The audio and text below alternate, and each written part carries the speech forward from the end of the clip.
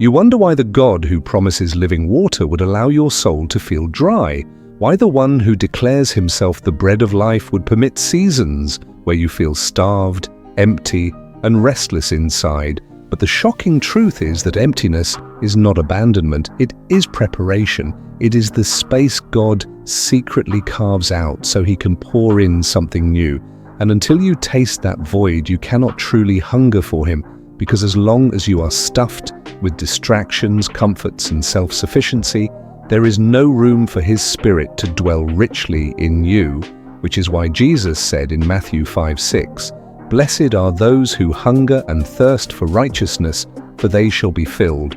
And hunger, by definition, requires emptiness first. This is the hidden mercy of God, that he strips away what numbs you so that you awaken to what sustains you. For Israel did not cry out for manna until they were forced into the wilderness with nothing else to eat. And your wilderness seasons are God's way of exposing your dependence on Egypt's food so he can feed you with heaven's bread. Which means the emptiness you hate is actually the stage for the miracle you prayed for. You keep asking why the joy doesn't flow, why the prayers feel heavy, why worship feels like lips moving without fire. But the warning here is that sometimes God will let you feel the ache because he wants you to realize you cannot fake fullness. You cannot survive on yesterday's oil. And like the foolish virgins in Matthew 25, if you refuse to acknowledge the emptiness you carry, you will stand at the door with no flame when the bridegroom arrives. So the emptiness you feel is not punishment, but invitation, a divine alarm clock waking you to seek oil again.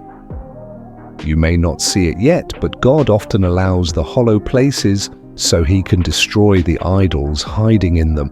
For when you are satisfied in your own strength, you secretly worship your own ability. But when he lets that strength fail, when he lets relationships dry up, when he allows your plans to crumble, he is confronting the false gods you leaned on, because Isaiah 42:8 says he will not share his glory with another. And until the counterfeit wells are proven dry, you will keep sipping from them thinking you are drinking from him. So he lovingly allows the emptiness to prove the truth. Nothing else will fill you. You wonder why he doesn't rush to answer every prayer, why he lets you wait and ache. But Romans 8:28 whispers that all things work together for good, and that includes the lonely nights, the unanswered questions, the hollow silence, because in that silence you are learning to desire him more than his gifts.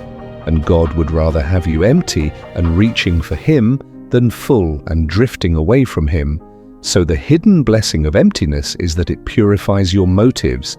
It asks you whether you seek him for who he is or just what he gives. You may secretly believe that emptiness is failure, that if you were strong enough you would never feel this void. But even Jesus, the perfect Son, hung on the cross and cried out, my God, why have you forsaken me?" He entered the deepest emptiness of all so that you could know he has walked through it before you. And if the Son himself endured divine silence, then your silence is not a curse, but a pathway to resurrection.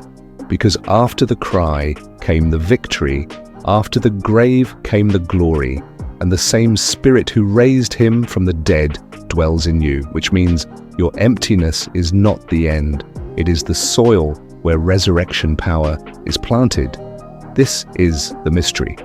God will let you feel hollow so he can prove he alone is enough. He will take away the counterfeit fullness so you discover true fullness in him.